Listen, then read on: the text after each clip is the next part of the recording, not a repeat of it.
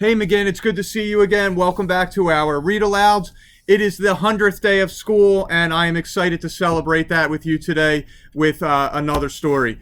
Going around the building this morning, seeing kids come into here. There's tons of excitement for this 100th day, tons of activities going on all around the building, which is pretty cool. So the story we're going to read today is a pretty popular one that goes for this special time of the year. We're going to read a book by Marjorie Kyler called 100th Day Worries. And here we go.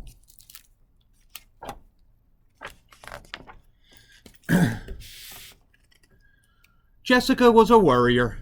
She worried about everything. She worried about losing her first tooth and remembering her lunch money and missing the school bus and getting her math right. But on the 95th day of first grade, Jessica's teacher gave her something new to worry about. Next Friday will be the 100th day of school, Mr. Martin said, so I want each of you to bring in a collection of 100 things.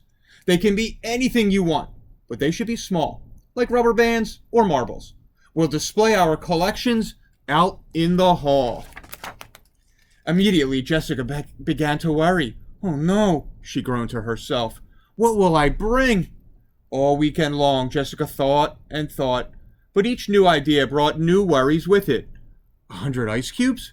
Too melty. 100 marshmallows? Too sticky. 100 toothpicks? Too pointy. That Sunday night at dinner, Jessica asked her family for ideas. How about 100 yo-yos? Suggested Tom. That's dumb, said Jessica.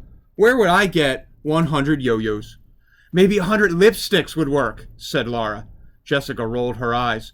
Laura might have that many tubes of lipstick, but Jessica sure didn't. We know you'll think of something, said Mom and Dad. You have until Friday. On Monday, the 96th day of school, Jessica watched as Bobby gave Mr. Martin 5 bags of peanuts. There are 20 peanuts in each bag, Bobby explained. Great, said Mr. Martin. Why didn't I think of peanuts? Jessica wondered. On the 97th day of school, Jessica watched as Sharon piled paper clips into 10 neat stacks on Mr. Martin's desk. 100 paper clips in all, Sharon announced. Wonderful, said Mr. Martin. How did she find so many? Wondered Jessica. On the 98th day of school, Jessica watched as Ashley brought in 100 peppermints.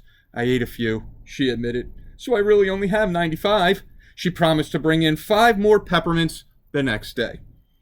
Fantastic, said Mr. Martin. Jessica's stomach felt queasy. By the time Jessica went to bed on the 99th day of school, she still hadn't thought of anything to bring. On Friday morning, she sat at the breakfast table and stared at her cereal. Jessica? Asked Mom. What's wrong? Today is the last day to bring in 100 things for the 100th day of school, and I still haven't thought of the right thing, she said. I've only come up with stuff that's too melty or too sticky or too pointy. I'll be the only kid without anything to show, and everyone will make fun of me. Jessica began to cry. Don't worry, said Dad. I have an idea. He pulled open one of the kitchen drawers. Here are some ribbons, he said, giving Jessica a handful of scraps.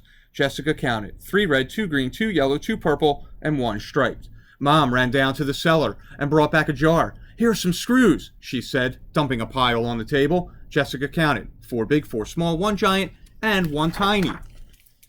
Here are some rocket-shaped erasers from my collection, said Tom. 4 pink, 3 green, 2 white, and 1 yellow. Here are some beads from my necklace that broke, said Laura. 3 round, 4 oval, 2 square, and 1 shaped like a smiling cat. I'll get some buttons from my shirt drawer, said Dad. He found 5 black, 3 brown, and 2 white. Here's some loose change from my purse, said Mom. 10 pennies, 10 nickels. Here are 10 barrettes I don't need anymore, said Laura. Here are some rocks from Iggy's aquarium, said Tom. 6 brown, 3 green, and 1 sparkly. How much stuff do we have so far? Asked Mom.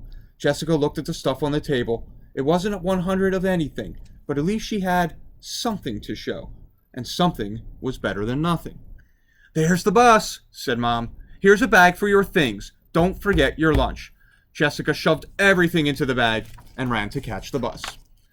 All morning, Jessica thought about the stuff in the bag. She tried to remember the things her family had given her: 10 ribbons, 10 screws, 10 erasers, 10 beads, 10 buttons, 10 pennies, 10 nickels, 10 barrettes, 10 rocks. That came to 90. She needed 10 more. What could she get 10 more things of?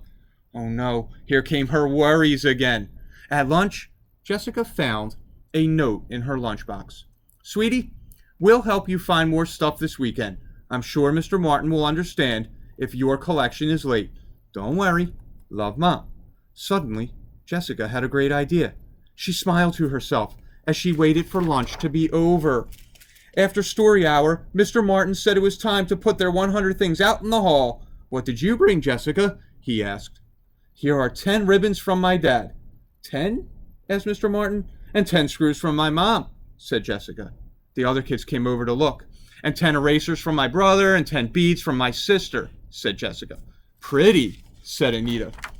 "And here are 10 buttons from my father, and 10 pennies and 10 nickels from my mother, and 10 barrettes from my sister, and 10 rocks from my brother's iguana's aquarium," said Jessica. "Cool," said Leslie. "And what's this?" asked Mr. Martin. "It's 10 kisses from my mom," said Jessica. "See? I brought in 100 things my family gave me. Is that okay?" "Wow," said Mr. Martin. "I've seen a lot of great collections for the 100th day of school, but this one," Jessica swallowed. "This one is really special," said Mr. Martin. "You've brought in 100 bits of love." And so on this 100th day of school, McGinn, I hope you enjoyed that book. I hope you enjoyed the love that was showed amongst that family.